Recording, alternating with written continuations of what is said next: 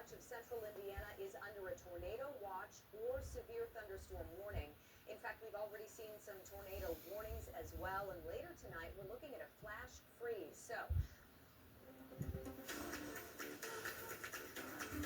well, that's it for the Colts. The first portion of this season had the team at the top of the league. Now they won't even make it to the playoffs, and they lost again today against the Jaguars. Our Dominic Miranda breaks down what happened. Coming into the day on Sunday, the Colts knew their playoff chances were officially over. But, plain spoiler for the Jags' AFC South title hopes, very much still on the docket until it wasn't. Close but no cigar should be this team's catchphrase. 23-17, the Colts lose to the Jags in their final home game of the season. It's their sixth straight loss in a season that's gone from bad to worse.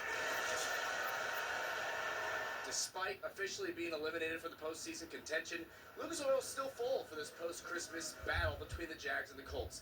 A low-scoring one at least to start. Jonathan Taylor finally broke into the end zone to start the second quarter, putting the Colts on top 10-0. Great, right? Well, midway through that second frame, Jacksonville answering to the tune of Trevor Lawrence, keeping it himself, punching it in, and drawing the deficit to just 3. Colts would take a 10-7 lead into the halftime break after Jermaine Pratt stymied the Jaguars' late first half scoring try, a nice pick in the end zone. Let's get you to the second half. Lawrence does it again with his legs, this time from 6 yards out, and just like that, Jacksonville has a 14-10 lead. But how about this for a response by Indy in the third? Rivers to Mo Alley Cox. What a grab by the big tight end. The boys in blue regain the lead 17-14. Back and forth we go. And to the fourth quarter we go. Tied up at 17 apiece now. Colts with it. And a costly decision there by Rivers. Dadgummit, that's an INT. Jags going the other way. They would take advantage just moments later via a Cam Little field goal. The Colts would have an opportunity to tie it back up or take the lead, but fruitless on its final few drives of the game. It's a 6th straight loss for Indy, 23-17 at the hands of Jacksonville. 8-8 now on the season. More of the same here for the Colts. Well, I think our guys are professionals. They understood, going into the game what the situation was. And you know what? We signed up for 17 of these things, and it's our job to go out and fight like crazy, to go give our best effort. And I thought our guys, played hard today and fought like crazy. Just fell short. Wasn't good enough to win the game, and it's just kind of been the story the last few weeks, and it's just kind of been a little bit of a free fall, but guys pulled up, they played hard. That's how you really guys gave everything we had, came up short. Just got to rebound and try to finish the season off the right way in Houston. The Colts are the first team to start a season 8-2 to miss the postseason since the 1995 Oakland Raiders. They were Oakland at that point, so it's been quite a long time.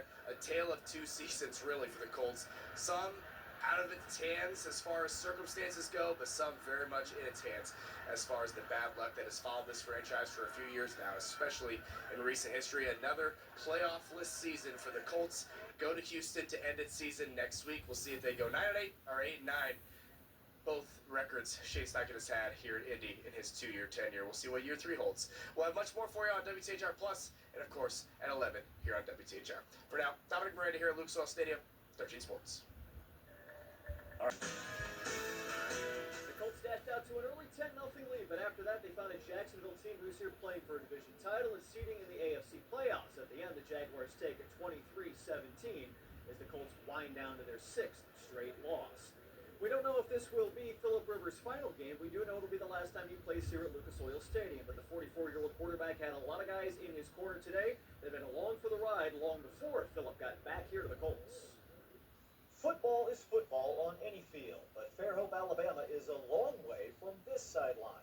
It's huge, way bigger than I expected. I've only been in one NFL stadium in my life. It's kind of cool. I've never been on an NFL field before, so it's cool. I aspire to be in the NFL one day, so it's just an awesome feeling. And the boys from St. Michael were getting a unique experience that few would have ever expected. I think I'm just blessed to be here, and then the stadium is beautiful. I've never been here before, never seen it. We've had a lot of anticipation, and we knew when he was coming back we had to do something like this, and to finally get it put together and put the process together, that's just awesome. They're here to see number 17. To this group of players, he's simply Coach Rivers. I'd say he's not much different. He's the same player, same coach, same everything. The same at our high school games as he is on the field in the NFL. He's the same guy. And today they made the trip to see the Colts quarterback do his thing on the big stage. It's been like the last couple of weeks to see him doing his thing here then. I was shocked, you know, and I mean, he's been playing good, you know, being 44, coming out 5 years of retirement. I mean, he's been playing great. It's been inspiring to see him come out here as a 44-year-old and compete, probably be the most competitive person on the field, more competitive than some of the 20-year-olds that are still in their prime. It's awesome. Rivers met with his St. Michael team during Sunday's pregame. He took on the job of head coach there after his first NFL retirement. His son Gunnar is the team's quarterback, but all of these guys have become family. So special to have their support and them come all the way up here. You know, it's an 11-hour drive. You're only on one road, but it's a long way. So special to see them here before the game. It's been fun seeing some of those videos, and you appreciate those guys, you know, that you got to coach and watch and pull for from the sideline, and now they're pulling for you. It's kind of a unique situation. I mean, we're just a brotherhood. We're a family. You know, we all got each other's back. That's our slogan, is I got your back. So I just say that we're all brotherhood and we all love each other. You still get it around in practice a little bit? Still plays like he does here? Oh, absolutely, yeah. Every day he's out there throwing with Gunner. We really don't have like a backup quarterback, so him and Gunner are out there doing quarterback drills together. Rivers took some time to soak it all in as well. Photos with his coaching staff, hugs and high fives all around. Even a visit from Colts head coach Shane Steichen. It's a day that meant something more than just the game itself. I do look forward to getting back there with them. Certainly wish it was going to be later in the next month or even in February, but I look forward to getting back there with them, kind of getting back. I think it'll kind of hopefully kind of rejuvenate the whole deal. I'd say that if you ran into him in public, like maybe you were a cashier at a grocery store and he was, you know, getting food from you, that you would think he's a normal guy. You'd have no idea. I mean, he's the most humble man, definitely a great role model, like somebody I would want my son around. As for Rivers in the game, 17 of 30 for 147 yards. That included a touchdown pass to Mo Alley Cox that gave the Colts a 17-14 lead midway through the third quarter. But after that, Jacksonville locked it down. 3 late field goals put the Jags out in front 23-17. A late interception by Rivers, part of that sequence. And the Colts fall to 8-8 with their 6th straight loss on the season. For Rivers, his third game, 3 losses. Proud of the effort, but still wanting more as the season winds down. You know, I think it's a test of the character of the guys and the respect they have for the organization and the game and the coaches and all. And so I do feel like that there's no disputing that today in terms of the effort and the energy of which the guys played with. That doesn't always mean you're going to win the game, but the approach was professional. It remains to be seen whether or not Rivers will play in Week 18. He did say after this game that this will be his final go in the NFL, one more start or not. Riley Leonard could be the starter otherwise for the Colts, and that season finale, they close out next Sunday at Houston. At Lucas Oil Stadium, Brad Brown, WRTV Sports. This is Fox 59 Sports Overtime. Hello and welcome to Sports Overtime here on Fox 59. I'm Chris Hagan.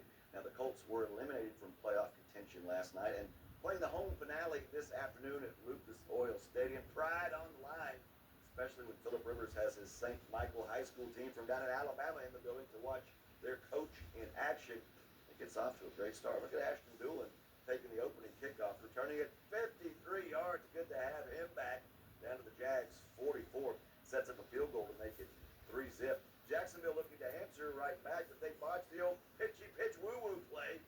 Colts recovered to keep the Jags off the scoreboard, and they would cash in. A long drive off the turnover. Jonathan Taylor scores from 3 yards out. Horseshoes up 10-0 early in the second quarter. The Rivers family going nuts with the 3 buffet as well. 10-7 now late in the half. Jacksonville with a chance for more points for Jermaine Pratt.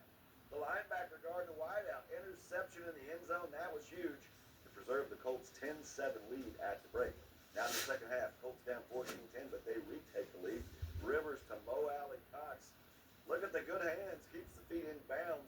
That's worth another look. Great concentration. He does indeed get the score. Now the game tied at 17. Rivers intercepted by Jerry and Jones deep in their own territory. Leads the go-ahead field goal to Jacksonville. Colts with a couple of chances after that, but Rivers' pass here to Alec Pierce would fall incomplete. Jags take over on downs. They would add an insurance field goal. Last play of the game. Riley Leonard off the bench for the Hail Mary. He's got the arm. Chucks it about 60 yards in the air. Where's the flag? Where's the flag? Intercepted in the end zone, and that's your ball game, son. The Colts dropped their 6th straight, 23-17. The unhappy final at Lucas Oil Stadium, and our Dave Griffiths was there. 7 wins in the Colts' first 8 games is nothing but a distant memory. Now it's 7 losses in their last 8. When you go through the ebbs and flows of the season, it can get hectic, and it can be hard to fine-tune and figure out what needs to be fixed here, what needs to be fixed there. It's kind of been a little bit of a free fall, but guys pulled up, they played hard. That's all you really guys gave everything we had. We came up short. You want to be consistent. You want to have those rollover plays to get the energy going throughout the team, get the energy going on that side of the ball, to try to stack good plays, and this has just been very inconsistent. After a pair of games where Phillip Rivers did enough to win, the veteran QB came away from this one wishing he played better. This is probably the worst game I've had of the 3. Just couldn't get in really any sync or rhythm, and obviously a couple mistakes that cost us. 16 games down, 1 to go. Though the playoffs are no longer possible, there is a big question the Colts have to answer. Will Phillip Rivers start in the final game in Houston? He did not sound like a player who was getting ready for one more game, rather very emotional, thinking perhaps another end to his career. It's been absolutely awesome. So yeah, I mean, if it's the last one, it's the last one. I thought the last one was walking off the field Buffalo, or walking that tunnel, and I was fine with that. So certainly if it is, I got 3 bonus games that I never saw coming, and couldn't be more thankful that I got the opportunity. It was impressive to see him being in the locker room with the guys, his fight, his character, his passion for the game. Inspirational to a lot of people, not just our players, but people around the world watching football. But it's likely that inspirational ride has come to an end, as the horseshoe season also nears its conclusion. With the Colts, I'm Dave Griffiths.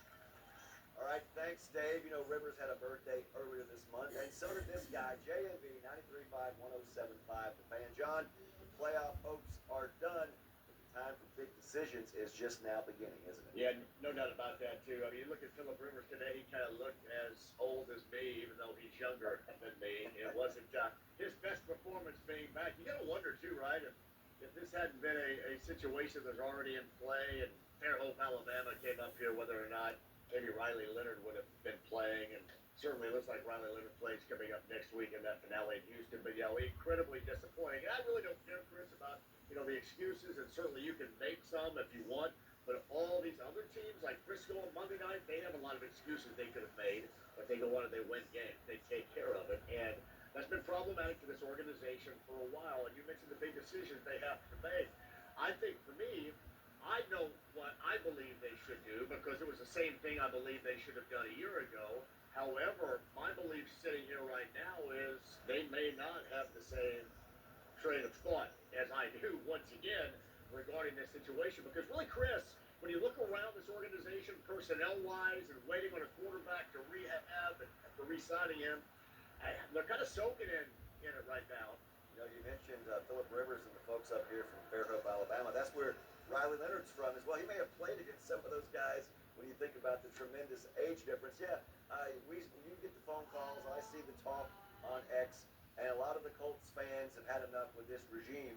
But it's not up to us. It's up to one person, and it's a new regime, a new ownership, and you wonder if perhaps Chris Ballard gets a pass due to the monumental injuries his team faced after that tremendous start. Hey, Chris, that's a good point you make, too. He's received a lot of passes. I think he's probably all out of passes by now. I think we all agree with that.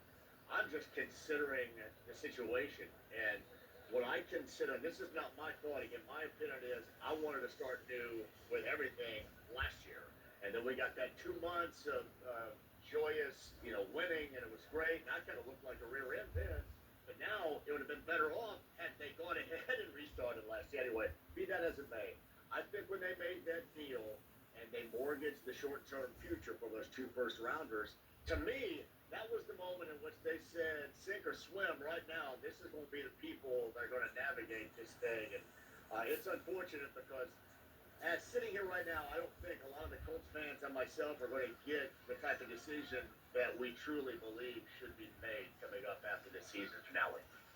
And you talk about worst-case scenarios. You've given up those 2 first-round picks.